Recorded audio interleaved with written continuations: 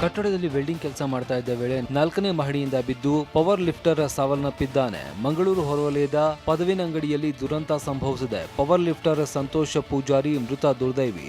ರಾಷ್ಟ್ರಮಟ್ಟದ power lifter ಆಗಿದ್ದ ಸಂತೋಷ ಪೂಜಾರಿ ಪದವಿನಂಗಡಿಯ ಕಟ್ಟಡವೊಂದರಲ್ಲಿ ಕೆಲಸ ಮಾಡ್ತಾ ಇದ್ದಾಗ ಆಯ ತಪ್ಪಿ ಕೆಳಗೆ ಬಿದ್ದಿದ್ದ. ಆಸ್ಪತ್ರೆಯಲ್ಲಿ ಚಿಕಿತ್ಸೆ ಫಲಿಸದೆ ಸಂತೋಷ ಸಾವನ್ನಪ್ಪಿದ್ದಾನೆ. Hotel Management with AI.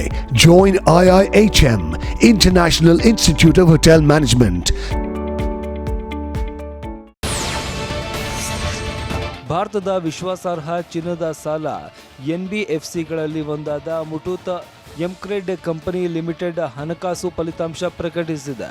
March 31, 2026ಕ್ಕೆ ಕೊನೆಗೊಂಡ ತ್ರೈಮಾಸಿಕ ಹಣಕಾಸು ವರ್ಷಗಳ ಲೆಕ್ಕ ಪರಿಶೋಧಿತ ಫಲಿತಾಂಶಗಳಲ್ಲಿ ಉತ್ತಮ ಲಾಭ ಗಳಿಸಿದೆ.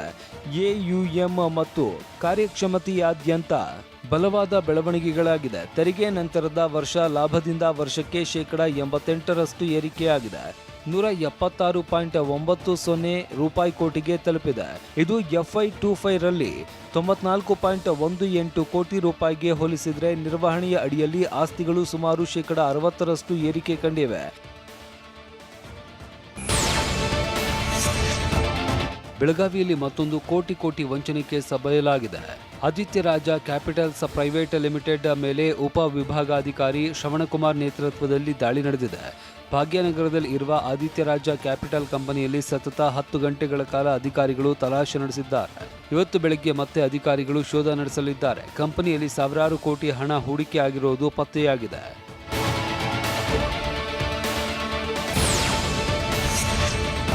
ಬೆಳಗಾವಿಯಲ್ಲಿ ಆದಿತ್ಯ ರಾಜ ಕ್ಯಾಪಿಟಲ್ ಪ್ರೈವೇಟ್ ಲಿಮಿಟೆಡ್ನಲ್ಲಿ ಅಧಿಕಾರಿಗಳು ದಾಖಲೆ ಕೆದಕಿದ್ದಾರೆ. ರೇಡ್ ಆಗ್ತಾ ಇದ್ದಂತೆ ಸರ್ವರ್ ಶಟ್ ಡೌನ್ ಮಾಡಿರುವ ಮಹಾರಾಷ್ಟ್ರ ಮೂಲದ ಮಾಲೀಕ ಬಾಲರಾಜ್ ಮಾನೆ ಕಾಲ್ಕಿತ್ತಿದ್ದಾನೆ. ಸರ್ವರ್ ಡೌನ್ ಮಾಡಿ ಡೇಟಾ ಎರೇಸ್ ಮಾಡಿ ಚಳ್ಳೆಹಣ್ಣು ತಿನ್ನಿಸುವುದಕ್ಕೆ ಯತ್ನಿಸಿದ್ದ.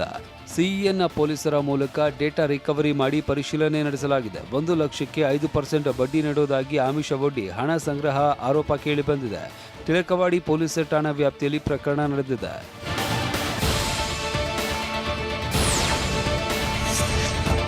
ಷೇರು ಮಾರ್ಕೆಟ್ನಿಂದ ರಾಜೇಶ್ ಎಕ್ಸ್ಪೋರ್ಟ್ಸ್ ಲಿಮಿಟೆಡ್ ಅನ್ನು ನಿಷೇಧಿಸಲಾಗಿದೆ. ರಾಜೇಶ್ ಎಕ್ಸ್ಪೋರ್ಟ್ ಲಿಮಿಟೆಡ್ ವಿರುದ್ಧ ಸೆಬಿ ಕ್ರಮ ಕೈಗೊಂಡಿದೆ. ಬೆಂಗಳೂರು ಮೂಲದ ಚಿನ್ನ ಸಂಸ್ಕರಣೆ ಮತ್ತು ಆಭರಣ ರಫ್ತು ಕಂಪನಿ REL ನಕಲಿ ಆದಾಯವನ್ನು ತೋರಿಸಿ ಹೂಡಿಕೆದಾರರಿಗೆ ವಂಚಿಸಿದ ಆರೋಪ ಕೇಳಿಬಂದಿದೆ. 2021-25ರ ನಡುವೆ 15.15 ಲಕ್ಷ ಕೋಟಿ ಆದಾಯ ಹೆಚ್ಚುವರಿಯಾಗಿ ತೋರಿಸಿದ್ದಾರೆ. ಪ್ರಾಥಮಿಕ ತನಿಖೆ ನಡೆಸಿ ಸೆಬಿ ಬಿಗಿ ಕ್ರಮ ಕೈಗೊಂಡಿದೆ. 1989ರಲ್ಲಿ ಬೆಂಗಳೂರಿನಲ್ಲಿ REL ಕಂಪನಿ ಸ್ಥಾಪನೆಯಾಗಿದೆ.